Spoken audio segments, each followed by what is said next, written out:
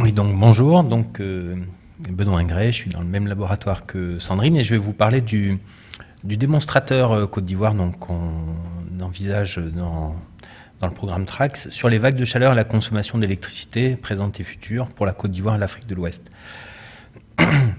Alors, comme Sandrine l'a évoqué tout à l'heure, la demande électrique en Afrique de l'Ouest est fortement croissante. Vous en avez une illustration ici pour 3 villes, 3 capitales de la région, Abidjan, Ouaga et Niamey, où vous voyez l'évolution de la consommation sur plusieurs années. Donc il y a une forte tendance générale avec des fluctuations saisonnières importantes. Et suite à l'atelier dont Sandrine a parlé, en fait, les enjeux sur la demande électrique ont fait partie des questions des acteurs de l'énergie, avec en particulier 2 préoccupations. D'une part, comment prévoir les variations de cette demande qui sont assez importantes d'un jour à l'autre, d'une saison à l'autre, pour pouvoir gérer en particulier les productions et l'équilibrage du réseau électrique.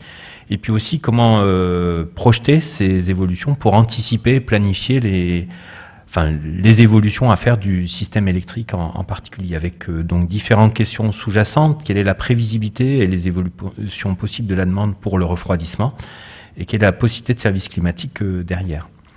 Alors, les besoins de refroidissement, en fait, c'est un enjeu qui est important, pas seulement dans la région, et c'est un enjeu d'adaptation qui a été pointé par le programme environnement des Nations Unies et qui a été aussi porté lors de la COP28 cette année, parce qu'il y a 1 milliard de personnes qui sont exposées à un risque de chaleur extrême par manque d'accès au refroidissement dans le monde, avec 30% de la population qui est exposée à des chaleurs mortelles plus de 20 jours par an.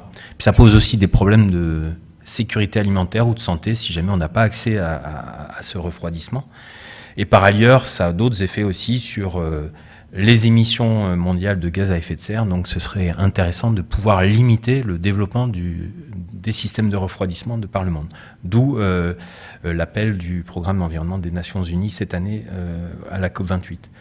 Par ailleurs aussi, une étude récente a montré que en fait, les vagues de chaleur humide vont conduire à une exposition de plus en plus importante des populations africaines à ces événements-là, avec en particulier une situation relativement critique en Afrique de l'Ouest, puisqu'il pourrait y avoir en fin de siècle plus de 200 jours par an dans les villes de la région où on dépasse le seuil de température apparente jugé critique.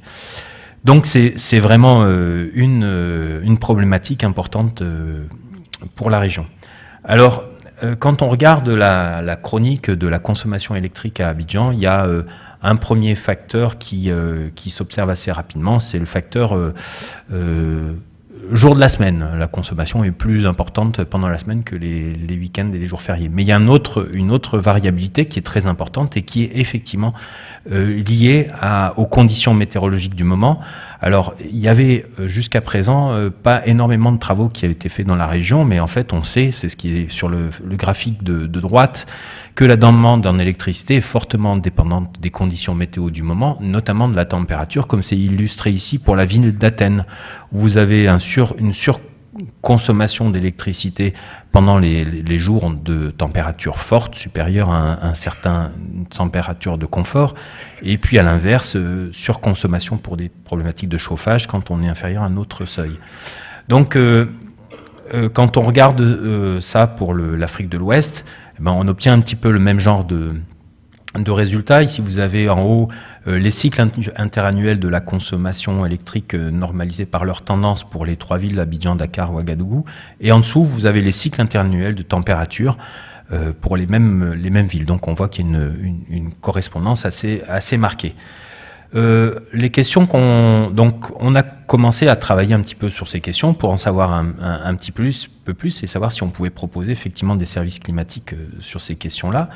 Donc on a essayé de caractériser un petit peu ces sensibilités thermiques des villes de la région, mais aussi de regarder s'il y avait d'autres facteurs météorologiques de variabilité de cette demande, notamment l'humidité relative qui semble être un facteur important de confort thermique pour les populations. Et puis, il y a des problématiques aussi d'estimation quand on a des séries qui sont très non stationnaires. Et ce qu'on a voulu aussi estimer, c'est quelle est la contribution de la demande de froid au pic de production à la consommation totale.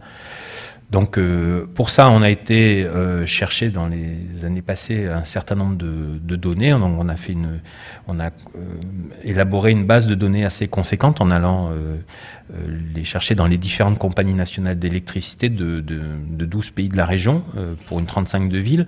Et puis on a pu en déduire un certain nombre de choses dont je vais vous présenter les résultats rapidement ici. C'était attendu, la température a un effet très important sur la demande dans la région.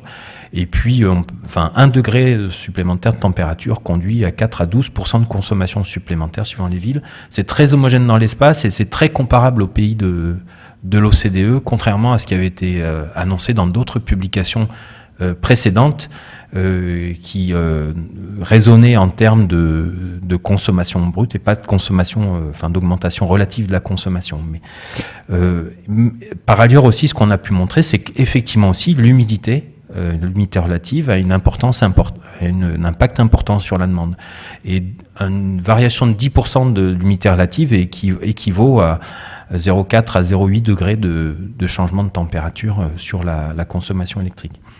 Les autres choses aussi qu'on a montrées, c'est que pour les villes considérées ici, en fait, on peut mettre en place une modélisation explicative des variations de la demande qui soit très performante avec des variances expliquées qui sont supérieures à 90% assez facilement à l'échelle d'une ville. Donc c'est effectivement très intéressant de pouvoir mettre en place ces modèles et que dans les différents facteurs qui expliquent la variabilité, le temps, les conditions météo expliquent au minimum 25% de la variance, mais dans certains cas peuvent expliquer jusqu'à 70% de la variance. Ce qui fait qu'on peut avoir des modèles qui sont très efficients sur les prédictions de variation. Et par ailleurs aussi, ce qu'on a montré, c'est qu'effectivement les sensibilités de la consommation aux conditions météorologiques ont fortement évolué déjà dans les années récentes, avec ce que vous avez ici sur Niamey, une pente de la relation température-consommation qui se raidit fortement. Et on est en mesure, en droit d'attendre qu'elle se raidisse encore plus, du fait de l'augmentation du niveau de vie des personnes, de l'équipement de plus en plus important en système de refroidissement dans la région.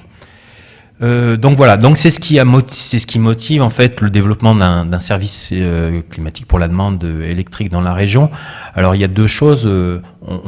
On pourrait imaginer un service de prévision saisonnière avec une web appli type EcoWatt qui existe en France pour identifier ou pour prévoir les périodes de surconsommation liées aux conditions météorologiques défavorables, de façon à pouvoir anticiper éventuellement des mesures qui permettent soit de demander aux gens de réduire leur consommation, soit de booster les systèmes de production. Et puis il y a aussi tout ce qui est relatif aux projections climatiques, qui devraient être adaptées pour la région. Il y a des systèmes un peu similaires qui existent déjà pour d'autres régions du monde, mais ces projections sont basées essentiellement sur les modifications de température. Or ici, l'humidité relative, en tout cas les conditions d'humidité s'avèrent être aussi très importantes.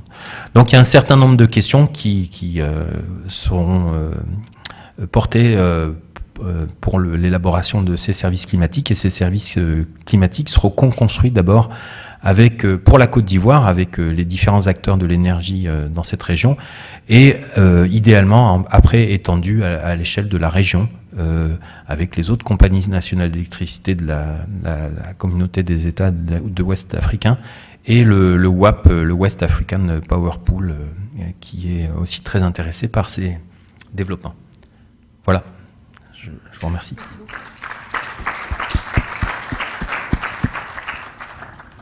Alors, des questions? Questions?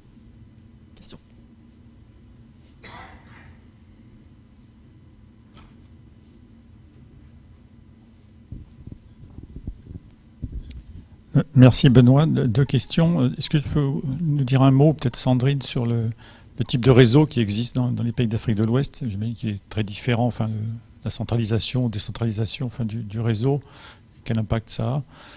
Et l'autre question, c'est sur les prévisions météo. Est-ce que tu sais qu'est-ce qui existe aujourd'hui? Est-ce que c'est une prise en compte de différents modèles météo de prévision? Est-ce que c'est quelle est l'information utilisée?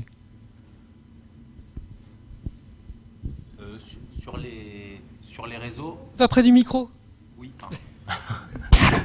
sur les réseaux actuellement, c'est essentiellement des réseaux nationaux. Mais il y a une forte mobilisation pour connecter ces différents réseaux de façon à pouvoir bénéficier en fait des covariabilités favorables sur les moyens de production ou sur les périodes de forte demande. Et ça, c'est le West African Power Pool justement qui a cette mission pour le moment. Et puis sur les systèmes de prévision, alors je me souviens plus très bien, peut-être Sandrine, tu peux compléter à ce niveau. Il n'y a pas de prévisions qui sont élaborées par les services nationaux. Alors moi je peux juste répondre pour pour la météo ivoirienne qui ne dispose pas de système de prévision propre, qui utilise les prévisions européennes ou américaines et qui se font un truc à eux, quoi. Voilà. Après, pour les autres pays, je ne sais pas. Par rapport à la première question, Benoît, il y a quand même des échanges d'électricité entre pays. Oui, bien sûr. Voilà, ouais, ok. Donc il y a quand même une grille régionale qui est gérée effectivement par le West African Power Pool. Mais la grille est assez limitée, mais elle est en cours de consolidation en fait.